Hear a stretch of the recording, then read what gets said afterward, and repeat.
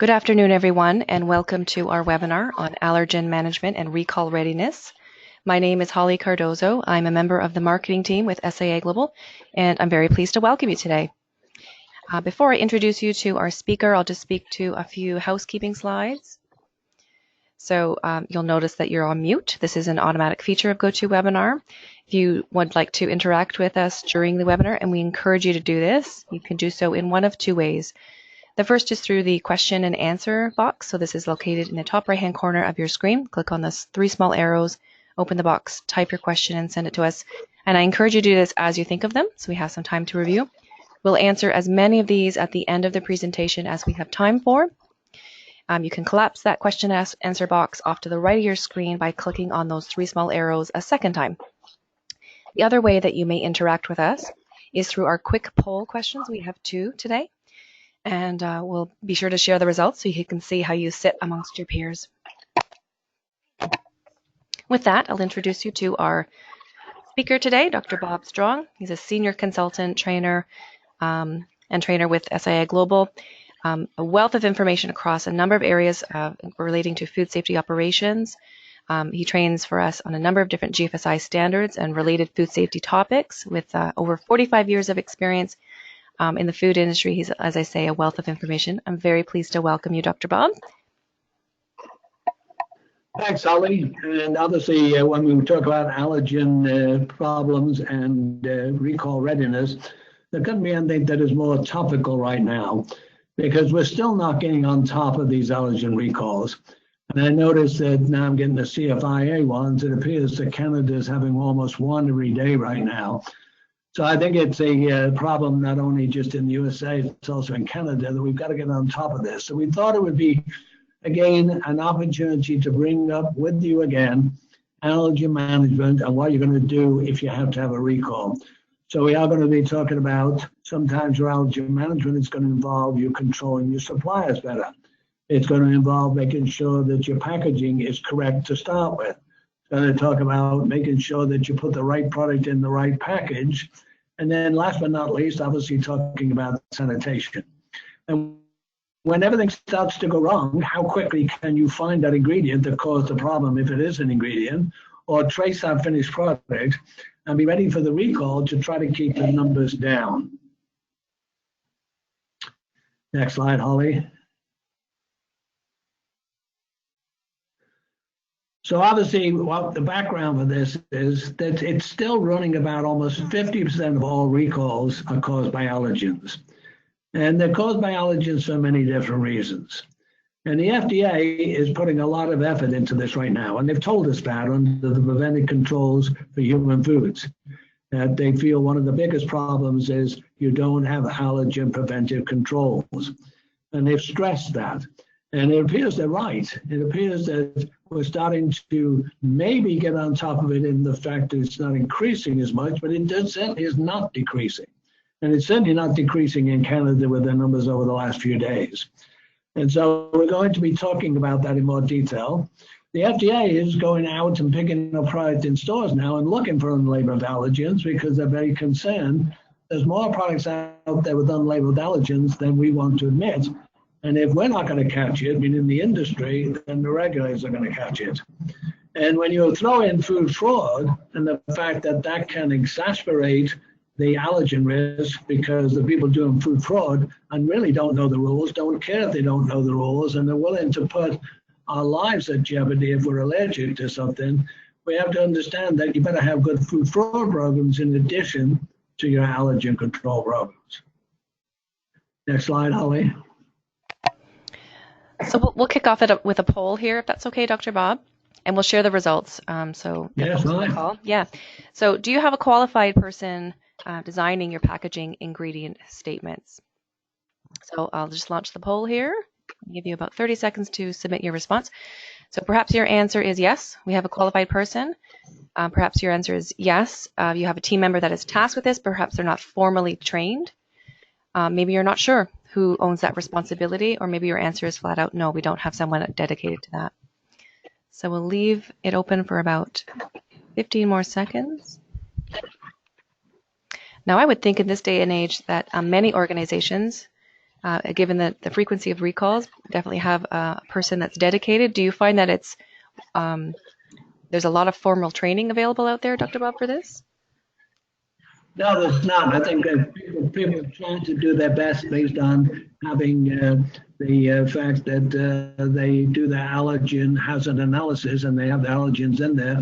But I'm not sure that they're catching all the allergens that are in ingredients. So I'm not sure they're doing the task of going back to every single ingredient, every single supplier. Sure. Okay, let me close the results here, the poll, and we'll share. So 61% yes said yes, we have a qualified person. Secondly, 21% said yeah, a team member is tasked but not with formal training. So a great result. Yeah, I get a little bit more concerned about the last two, unsure who does it, and no, we don't have anybody. Because it is a hot issue, obviously, with the regulators, both USDA, FDA, and CFIA. Next slide, Paul. Yep, so the next one is actually our second poll, so we'll launch this one as well. This one's quick and easy. Do you test your recall program at least once per year? So yes, no, or perhaps you're not sure how often you test your recall program. So we'll leave it open. There we go, launching away for about 20 seconds or so. And I would expect that many folks on this call would definitely have an annual review. Yeah, one of the things I'm finding now, some of the major retailers are requiring twice a year now. They're not going to be happy with once a year. Some of the GFSI standards ask you now to do it twice a year, once with a packaging material and once with an ingredient. So I think we're getting more to doing it more than once a year, even if the regulators don't require that. I think we're going to do that because your customers are going to start to require it, because there's an awful long time between 1 year and the next year. Sure. Yep. So let me close and share. So not surprisingly, 95% said yes.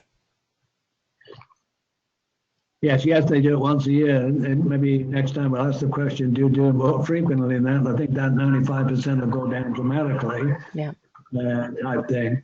All right, so let's get into what we want to talk about today. So next slide, Ollie, please.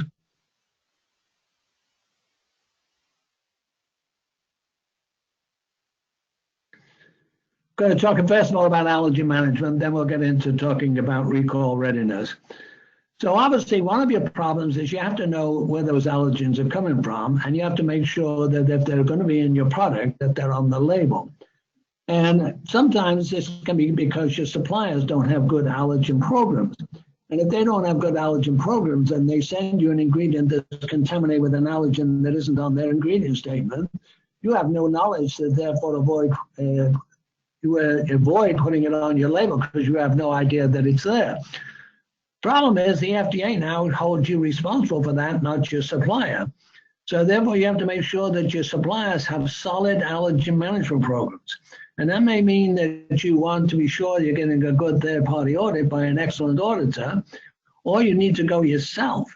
You also need to make sure seeing food fraud can lead you to be buying something that's fraudulent, that there is no allergens in the fraudulent product, even though the fraudulent risk, they will be if it's got an allergen in it. And so what I would make sure is that you're constantly checking with your suppliers. You're making sure that you're not reading about them having recalls, even though it's something they don't supply to you. That would indicate they've got some problems with their food safety programs that would make me be a little worried that if they've had a recall with one of their other ingredients that we don't buy, maybe they'll have a problem tomorrow with an ingredient that we do buy. And remember, this applies to foreign suppliers. So when we get into talking about the foreign supplier verification program, we have to be concerned that anything that's coming into America, the FDA, coming into Canada, CFIA, that those foreign suppliers understand what are the allergens in America, what are the allergens in Canada, and that they're appropriately labeling this stuff based on our regulations, not their regulations, and that there isn't a allergen hiding in there that they go, well, that's not an allergen in our country, so we didn't put it on there, and now you've got a problem. But you may want to take it one step further. We're starting to see some suppliers who now want to put the statement on their bag of ingredients, their pail, may contain. Now, may contain means to me that it may contain. If not, why are they saying that? If they're saying may contain, you may want to treat that as if it does contain. Or you may want to say to them, I don't want to buy anything from you where you say may contain. I want you to have a good allergen control program so you don't have to use that statement. Because if you're going to use it, then I have to put that allergen on my ingredient statement on my product because you're telling me there's a possibility that allergen's in this ingredient. And I don't want to put that allergen on my ingredient statement because that may limit who's going to buy my product. You also may want to take it, if you want to really get strict, and say, I don't want to make it in a plant that also says made in a facility that also processes other allergens. Now, when I say those last two, remember, this is the risk assessment that your senior management has to do. I'm not speaking for your personal company. I'm not speaking for your senior management. You have to decide, is this a risk to you? If it is, how tough do you want to be on your suppliers? How willing are you to take a product that says may contain or says processed in the plant that handles other allergens? If you're concerned about that and you think it may affect your product, then it may limit the suppliers you buy from. Just a caution, you have to decide yourself. Next slide. One of the things that the FDA has shown, and when they've gone in to follow up on recalls and to find out why people are having allergen recalls, they find out that quite often it is because the allergen isn't clearly on the label, which means in most cases it isn't there at all. And when they go back to research with the company why that happened, they find things that we asked in our poll questions. Who designed the label? What was the basis for designing the label? Who went through every single ingredient that went into that product and looked at the ingredient statement coming from the supplier to make sure you captured all the allergens coming from your supplier, which will now finish up in your products and have to be labeled. If that person is not knowledgeable or doesn't have the time or doesn't see it as being very serious, then that's why we asked the question, how knowledgeable is that person and how much training have they had? Because if you miss an allergen coming in your plant and it then gets into a product and goes out of your plant, it isn't your supplier having a recall, it's you. And if you now made a private label product, you now caused your private label customer to have a major problem because they're now liable for that product because it's got their name on it. And you have to decide where's the product going, because if you're going to send a product from America into Canada, then it has to obviously be labeled with more allergens than it does if it's just staying inside the United States. And if it's going to other countries like England, to the European Union, or going off to China or somewhere, you have to make sure it's labeled properly for them. So this person who's designing your label has to understand where's the product going, who's going to be looking at it. Is it a retail product? Is it the information that the consumer needs?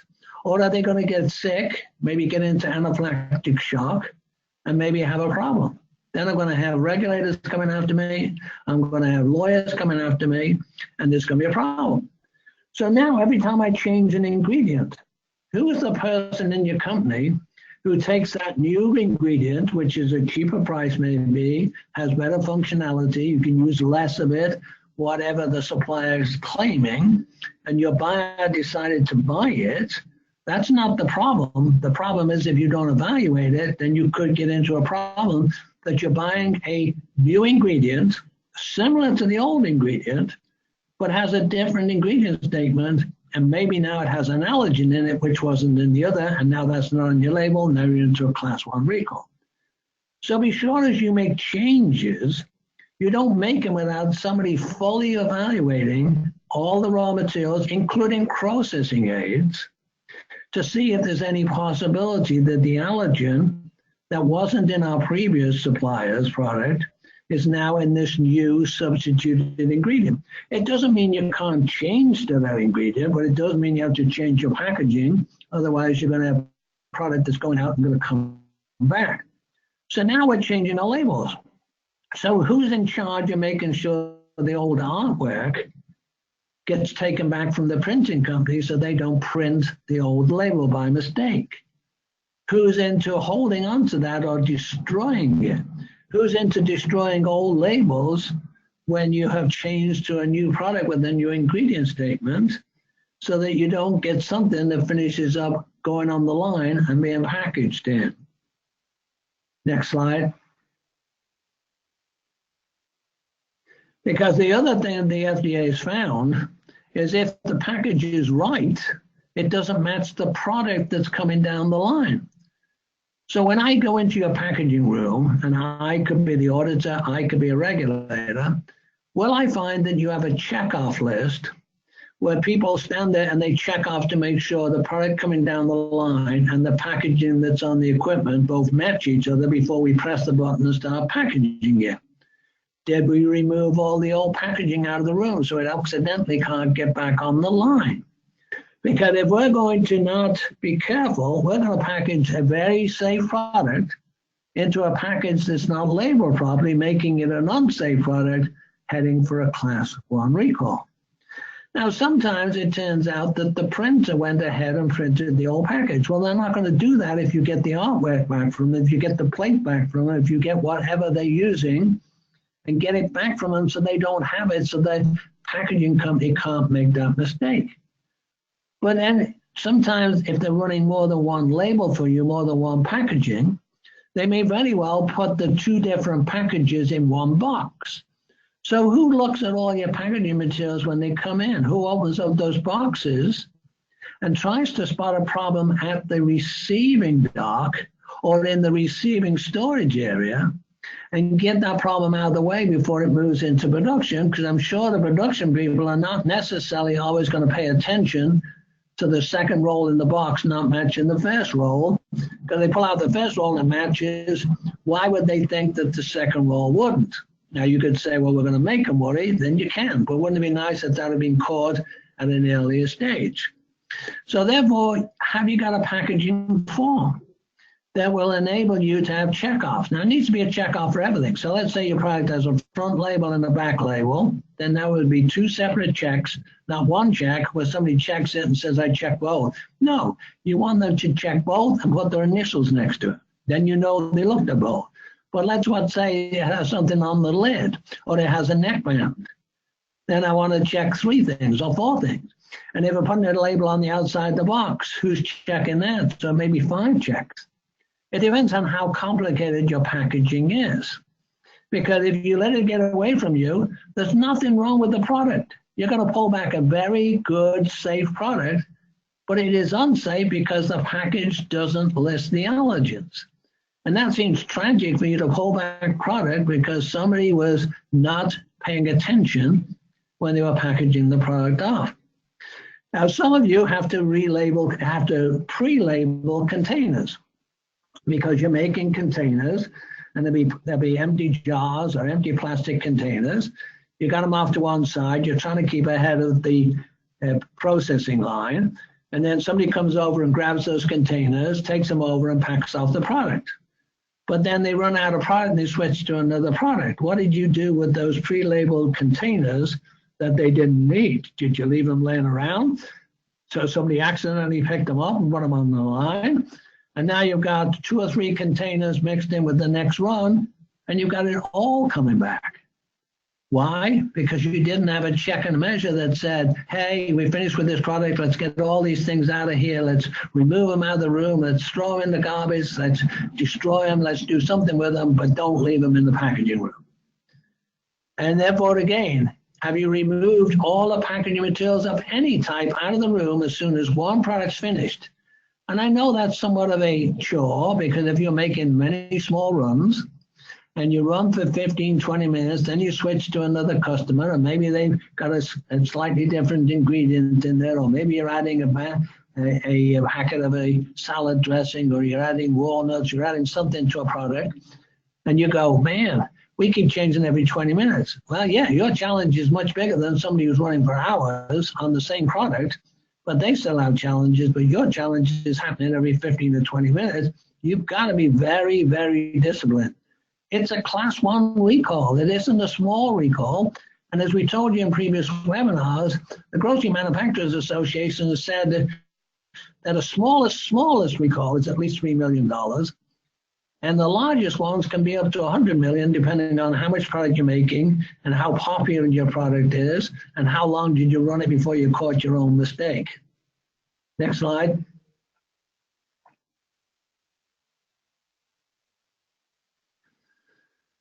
So we also have to talk about, obviously, the other elephant in the room is, did you get the allergen off the equipment when you're moving from a product with the allergen in to a product without it? Obviously, it's a nice world if you want to have equipment that's dedicated to different products, and so it's a common allergen in every product. It's also nice if you have long runs where you can run all day with the same product, and therefore not worry about allergens still being on the equipment when the next product runs because it's got the same allergen in it. But the real world is very few companies run for hours on end. And so you have to be prepared for the fact that you're going to have to make sure that you don't get any allergen cross-contact. And this can happen back in the storage room. So we've talked about that many times, is where is your allergen stored? How are they stored, whether it's in dry storage or in a cooler? Have you got a separate area for allergens? Are they always on the bottom? Are you treating all nuts as different allergens versus you're going, well, it's a tree nut, so I can put any tree nut over any other tree nut? That's incorrect. And so therefore, what is the training you've given your people from receiving to identify allergens and then to store them properly?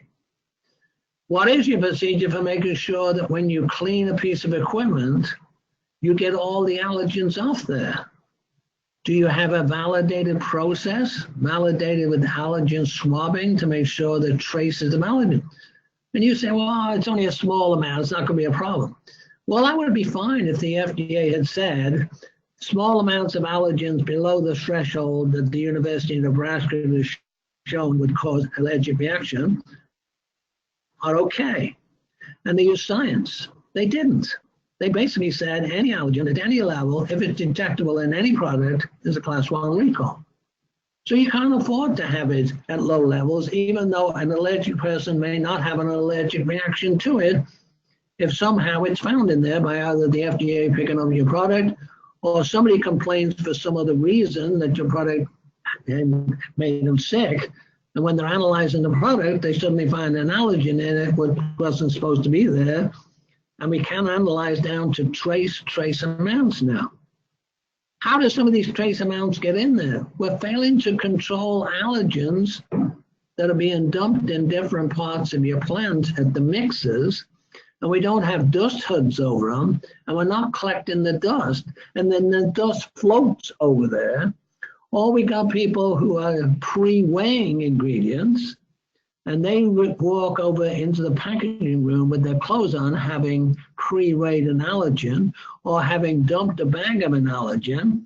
And so you're not controlling your people flow. You're not controlling your airflow. And therefore, you're failing to control your packaging environment. So the FDA is not only concerned about Listeria monocytogenes or Salmonella or E. coli being in your packaging room, which is for ready-to-eat products. They're also concerned that this could be a source of allergen cross-contact from the environment in there, not just the cleanliness of the equipment. So again, ramp up your programs to make sure that you're not having a recall. And it's not that you were saying we're only having a few recalls, it only happens occasionally. It's happening all the time. And it's an enormous amount of product that we're pulling back, and some of it never makes it back in the marketplace, some of it's destroyed, which seems rather a tragedy to destroy good food just because we failed to identify an allergen in it. Next slide. So how can we avoid this allergen cross-contact? Well, one, make sure it's not at your suppliers that the cross-contact's happening, because you're reacting to their ingredient statement, and most likely that ingredient statement is accurate. And if they're running a good allergen management program at their plant, it is accurate, and they're not getting cross-contact. But if they're getting it, they're causing you a problem, and you are going to be held responsible because you're the one who's packing off the finished product. So therefore, you want to make sure you're only buying from approved suppliers or having good audits, and you're very comfortable that they have good food safety programs. Make sure your receivers understand what is an allergen when it comes in and who's labeling all the allergens. So as they're moved into storage, the people who put them away know their allergens, know where to put them, and you got some type of system that should alert them to the fact you can't slot it in this bay. So whether you're going to go to barcoding or some other system in addition to training, I think you need to make sure you don't put the milk over the top of stuff, or the eggs over the top of stuff, or the shell nuts over the top of the peanuts, etc., tree nuts. And so therefore, those allergen storage practices could be the cause of your problem if they're not rigid, if you're not following them. If your people don't believe that people really do die from eating and products with allergens in, or they do have allergic reactions, which can be pretty bad for their health. Do you have a program if you smell an allergen? So what happens if you break a bag in the storage area?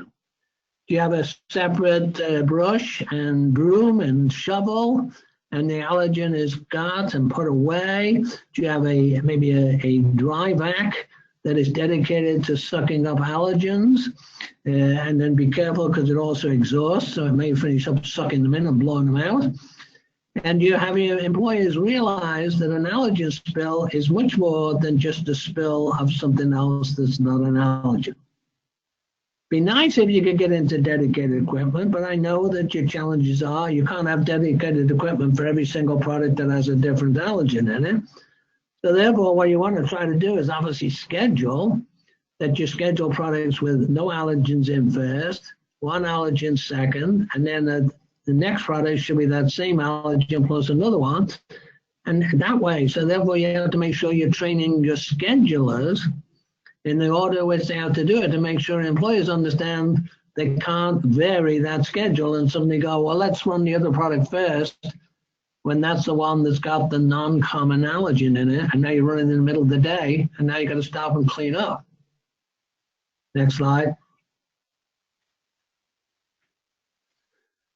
So again, where dedicated equipment is not feasible, control with scheduling, ensuring total removal of allergens from the equipment by performing allergen swabbing after sanitation. Now, obviously, if I was talking about environmental swabbing, we'd be talking about doing that before you do sanitation, because you're trying to find something in the way of pathogens. Here, you're trying to find that you got the allergen off the equipment. Control the flow of the people. Common vehicles, pallets into areas where products exposed. That not only works for stopping you getting allergen cross contact, it stops you getting pathogen cross contamination as well. Be sure you understand what's in that rework. And so now the FDA, if you've gone the preventive controls for human foods and you're a PCQI person, you know in that class they talked about the fact that any rework that's sitting around to be reworked has to have clearly labeled on it the allergen or allergens that are in it. Not just a lot number, not just the product name, but it now has to have the allergens clearly labeled on that rework as it sits off to one side. That could also be in process product that is waiting to move to a packaging machine or it's waiting to move to the next step. There should be no doubt in the employee's mind what is the allergen in this product that we're waiting to handle a little later. A little later, maybe today, tomorrow, a week from now. So therefore, make sure you're doing that. And we know the FDA is coming in to look for that. And we know that the auditor for GFSI should be looking for that. Next slide. So now you get on top of your allergens. You hopefully are not going to be one involved in allergens. You're not going to let your supplier get you involved in having an allergen problem. But the days are going to be where you may get involved in recalls for any reason. And so we thought we would just do a little refresher on recall because it is something that the FDA is now paying attention to. And if you've got a hazard that needs a preventive control, no matter what it is, whether it's an allergen preventive control, a sanitation preventive control, or supply preventive control, you have to have by law now a recall program. And you have to make sure that one, it's up to date, and you have to make sure that it includes these key things. So we thought it would be a good time to stress that that recall program has to be a little bit more rigid, a little bit more robust than the recall program that you've been able to show to an auditor in the past, because now you're going to be showing it to a regulator. And the regulator is going to be looking for most of the same things, but they're going to be looking for additional things. First of all, they have to have a recall team with names, positions, contact numbers, and their role responsibilities. And on that recall team, you have to have a backup for everybody, because if that person is not available and you're into a recall, who acts in that role when they're not there? You need to make sure that you have up-to-date information on each of your customers. Now, if you're an ingredient supplier, that'll be a feather processor. If you're selling product to retail, that'll obviously be retailers. If you're selling it into food service, this could be a hotel, or this could be a major distributor who distributes to the food service industry, the hospitality industry. Have you got an updated contact name and backup contact name? Have you got daytime phone numbers and after-hour phone numbers for every one of those people, both the main contact and the backup? When did you last look at it? Now, if you go to the GFSI audits, it doesn't necessarily say in there that you have to go over this list once a year, but the FDA says that. So if you go to Preventive Controls for Qualified Individuals, you'll find that the FDA says you have to verify this once a year and have proof that you verified it. Now you say, well, what does that mean? I'm doing a mock recall, so I'm supposed to call all my suppliers and say I'm doing a mock recall? No. Does that mean that I have to check every one of these customer names all at once and spend a whole day doing it if I've got lots of customers? No. What it means is you have to assign somebody who goes to each customer at some time during the year and verifies that Jimmy Jones is still the main contact, and this is his telephone number, and this is his after-hours number, and this is his email address. And then when you check to find out who his backup is, and you're told, oh no, that person left, now is a good time for you to get that backup person's name, phone number, and phone numbers. First, when you get to that time you're having a recall and you go, wow, we haven't checked this list for 3 years. We thought it was right. And now your main contact is not available because he's in Europe on holiday or he's somewhere, and you're trying to get a backup person and the backup person doesn't work there. So what the FDA is saying is it's in your best interest to make sure you have an up-to-date contact name. Do you have media announcements made ahead of time covering class 1, class 2, and class 3? I hope you never have to use them. But you don't want to be thinking about what should be in these while you're having a little bit of a crisis. Now, the question comes, well, how do I know if it's a 1, 2, or 3? Well, if you get it wrong, then the FDA will come back and just gently remind you that it's a class 2 and not a class 1, or they'll tell you it's a 1 or a 2.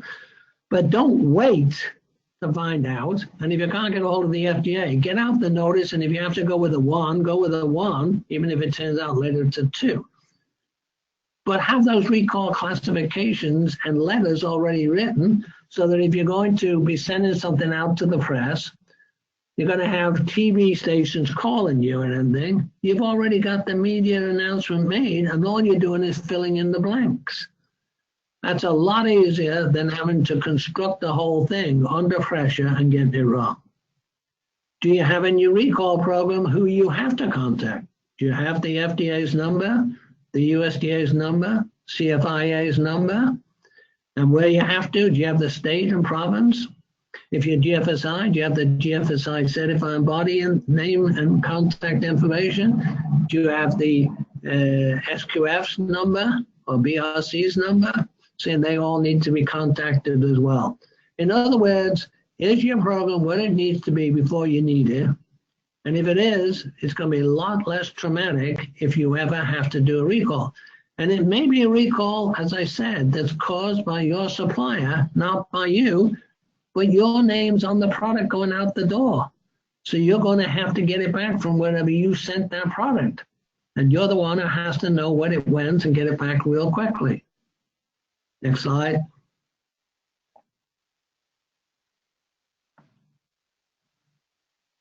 So obviously, one of the things you got to do is you've got to be preparing for this recall. So just to go over again and emphasize the things that I talked about.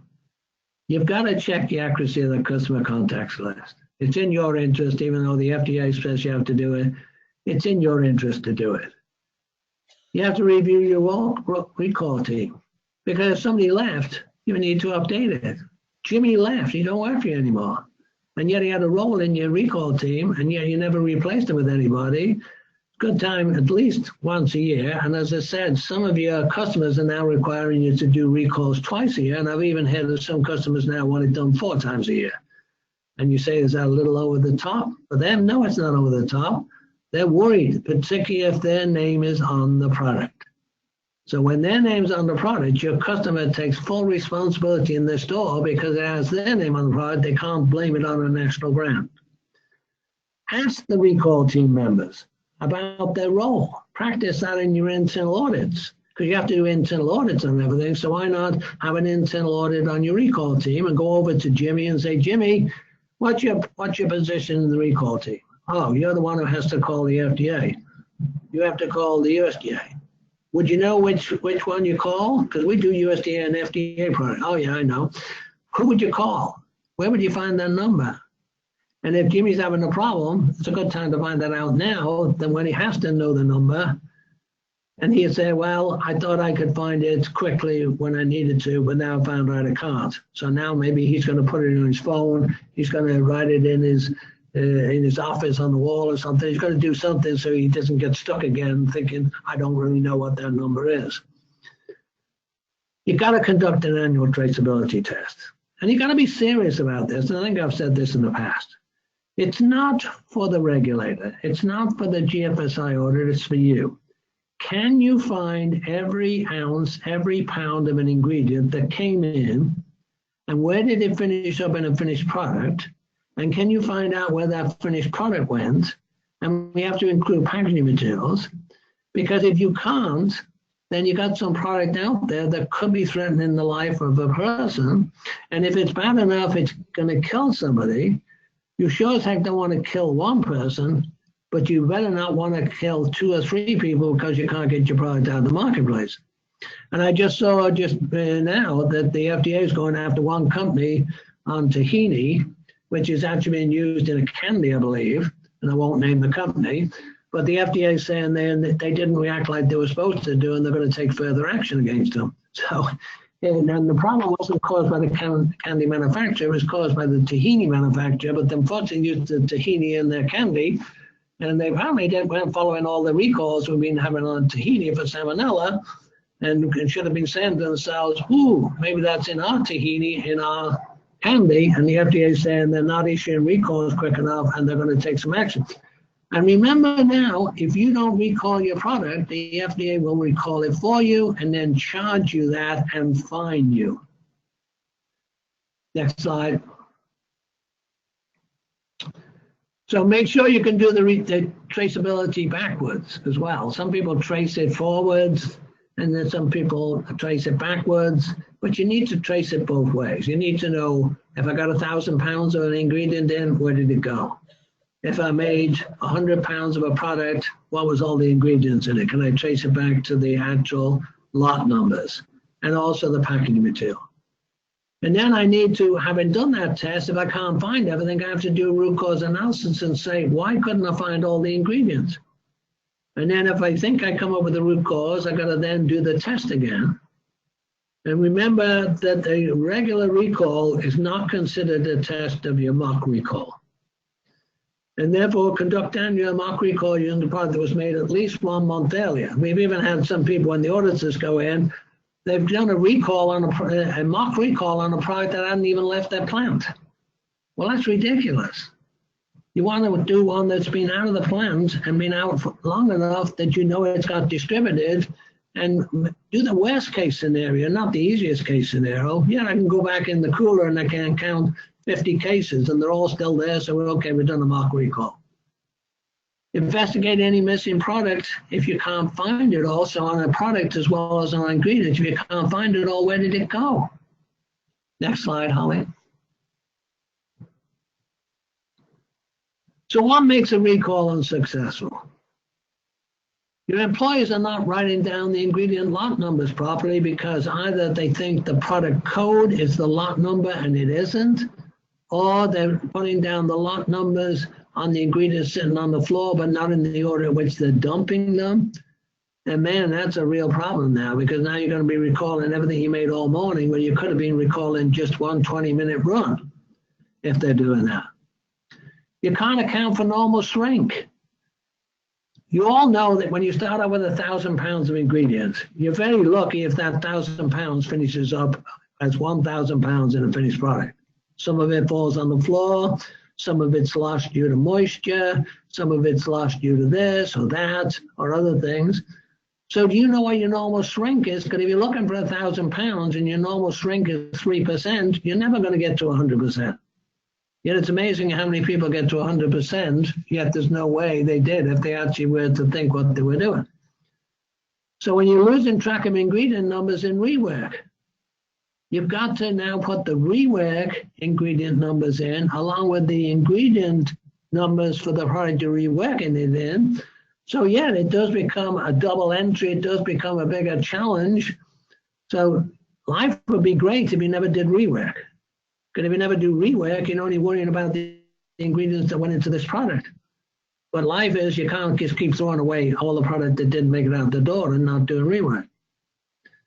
Sometimes it's inaccurate accounting the amount of product produced. Sometimes I could add to that, it's inaccurate accounting of how much came in.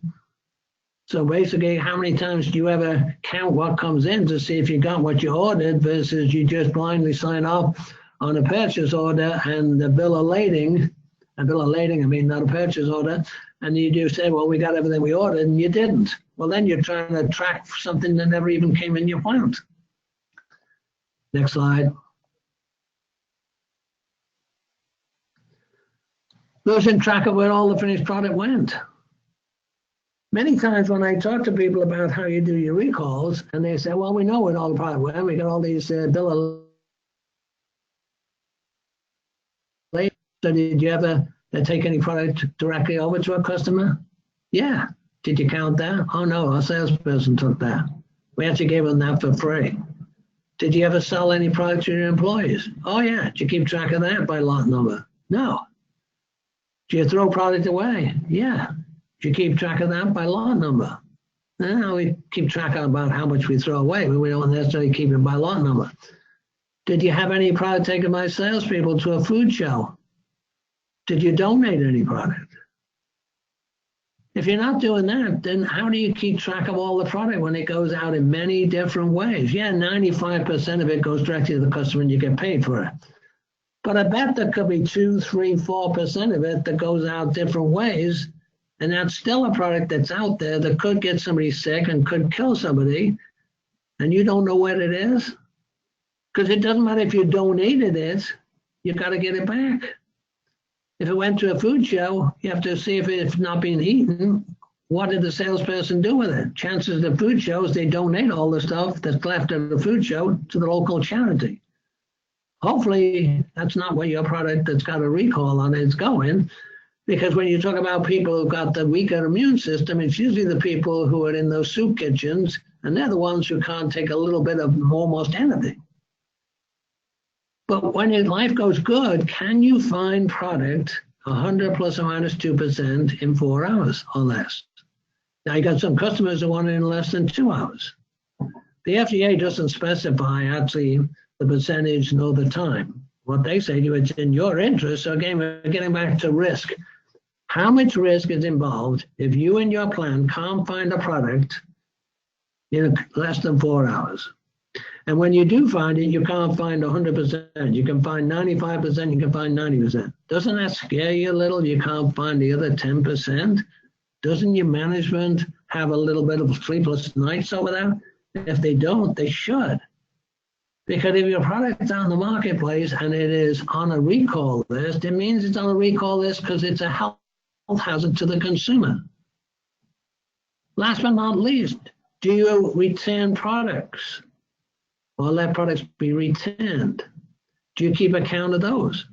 So do you add them back into the inventory? Do they clearly stay with the same lot number on them when they go back out again, even though they may be mixed with another lot number now?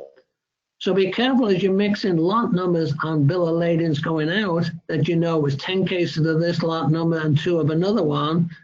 Otherwise, you never find these 2 that would return products if it all went out looking like a new lot number. Next slide. So I want to thank you. Holly's got a couple of slides, and then we'll take questions and answers. Yeah, that's great. Thanks, Dr. Bob. Very, very insightful information. Yeah, we have a few questions in the queue here, so I'll speak to those in just a moment. I thought I'd just present this to the folks on the call. We've just released virtual training dates, so they're only 2 hours in duration, but there's a couple of dates and a couple of topics. You can see them on your screen here. We'll send some links post-webinar along with the recording and the slide deck, so you can reference these, but just wanted to share with the group. And of course, we have... Yeah, sorry, go ahead, Dr. Bob. Yeah, one comment on that. I will be teaching those 3, so I'd love to have you on the call. It will not basically go through in great detail how to put a food safety plan, but it will go through all of the different things involved in that, and we will provide you with some templates. And the same when we talk about complying with the Foreign Supplier Program and the Sanitary Transportation Act. So I hope you find this will be valuable. They're a little deeper dive than these 45-minute question and answer type webinars that we do. Yeah, sure. That's great. Lots of topics, of course, in the traditional classroom format. Any of these courses, of course, can be delivered on-site training at your facility as well. And then, of course, we have online learning, so take at your leisure here, and various durations here on as well. So you can visit our website to learn more, or as I say, I'm happy to share some links post-webinar here. So with that, let's dive into the questions, Dr. Bob. All right, first one. With regards to the seafood industry, how are allergens controlled in that type of industry where shrimp and other types of seafood, there's cross-contact, right, when they are caught on the vessel? So industries where there's cross-contact right at the sourcing, how are these handled? Well, that's a very interesting question because I haven't actually thought about that with regard to seafood. But I think what happens is if you go up into those areas where they do seafood, they're either up there getting crabs or they're getting lobsters. I don't think they're generally out getting crabs and lobsters. And if they're getting crabs and lobsters, I don't think they're out getting fish. So I'm not sure that that happens that much up there. I think you're a crab catcher or you're a lobster guy. And I may be talking without the knowledge, but I would say I think it's less of a challenge, but it is a challenge, clearly. And therefore, again, it comes down to mixing those 2 allergens together, whether it's fish or whether it's shellfish or whether it's edible crustacea. And then again, of course, the Canadians and the Americans don't agree on which of those are allergens or not. So you get into that discussion as well. I would say that certainly is a thing. And maybe at the plant, it's handled better than it is out in the boats. Sure. Okay. Thank you for that. Do you need a validation for your allergen swab program? Yes, you do. You have to be able to prove that that allergen swab will actually detect the allergen down to the levels that you need it to detect. And so I would say I would be sure you're working closely with the allergen swab supplier, that you're trying to differentiate between what they're saying just to sell you swabs and what they actually the swabs will do. So I would think I would be having a conversation with the technical person of the swab supplier, not the salesperson, who tends to sometimes, and I'm not picking any particular company, will tend to exaggerate what their swabs will do just to get you to buy them. And the technical person who generally is a little bit more ethical, if that's too strong a word, and they generally will not say things that they know are not right. So I would go back to the technical person at your swab company to see if the swab will actually detect what they say it will detect. And if they're using an allergen swab, they say it will detect several allergens. You need proof on that. Is there a regulatory requirement in terms of the frequency, Dr. Bob?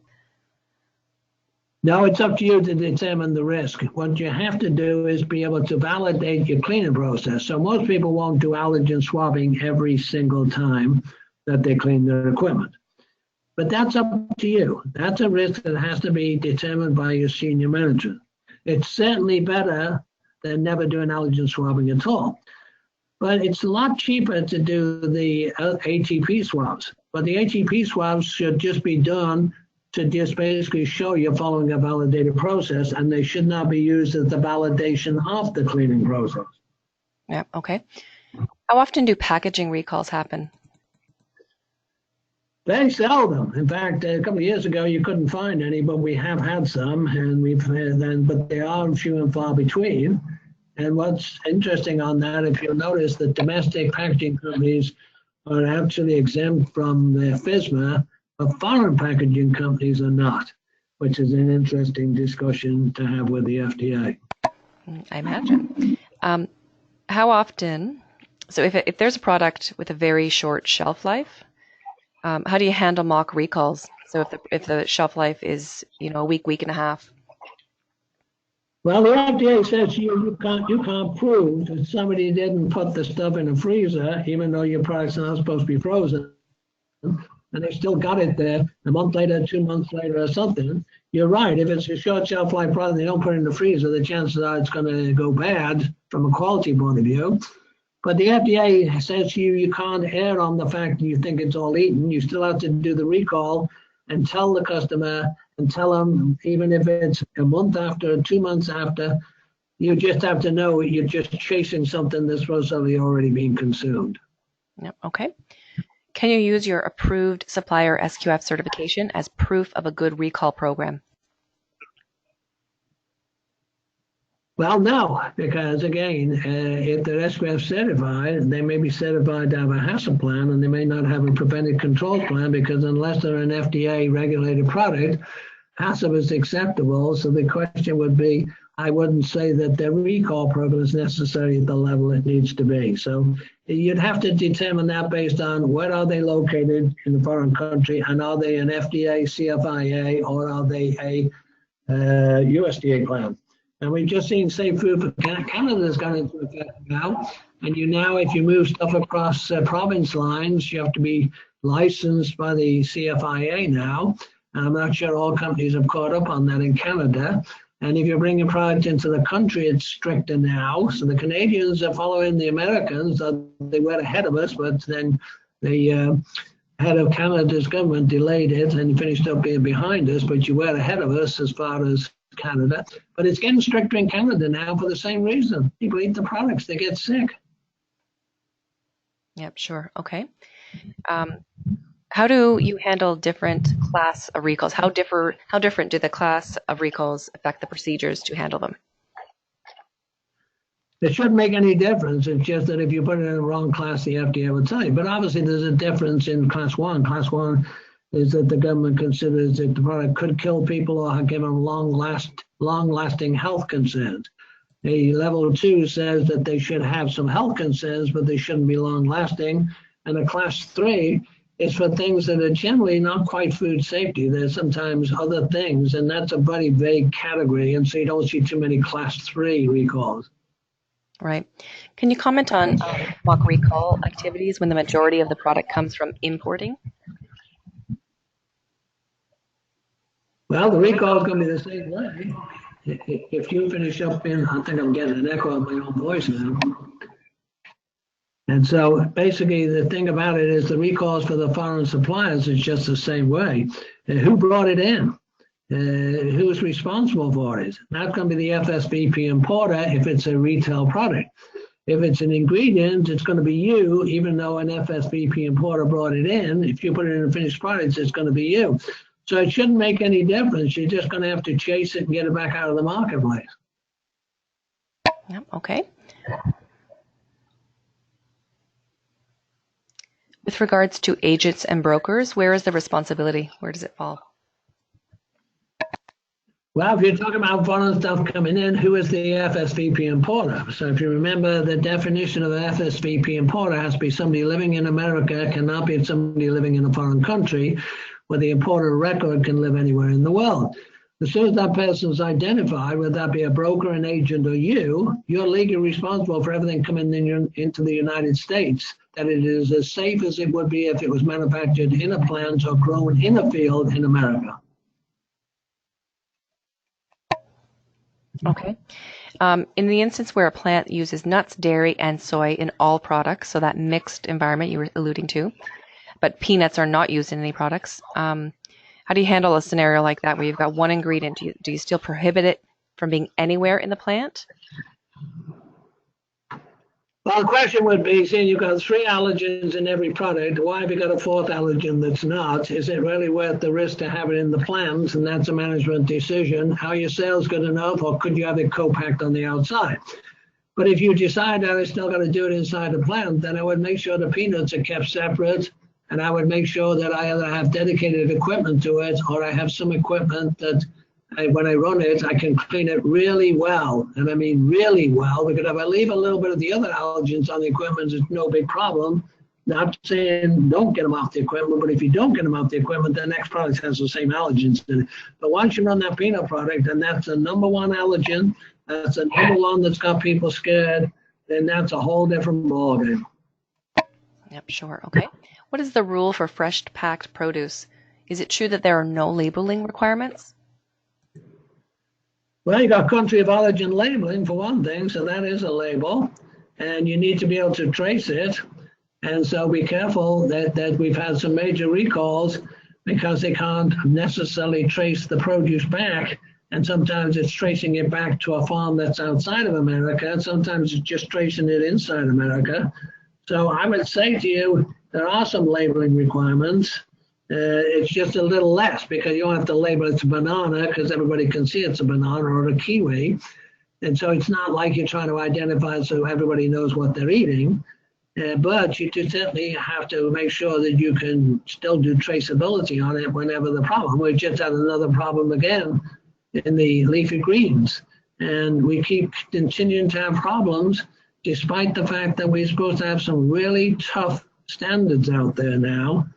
So anyway, let's see if Frank Giannis, as an associate director of FDA, can get on top of some of the things that the FDA is wrestling with. Yep, certainly. Last question, I think, for today. And we'll be sure to send the link for the slide deck, folks, as well as the recording within a few business days here.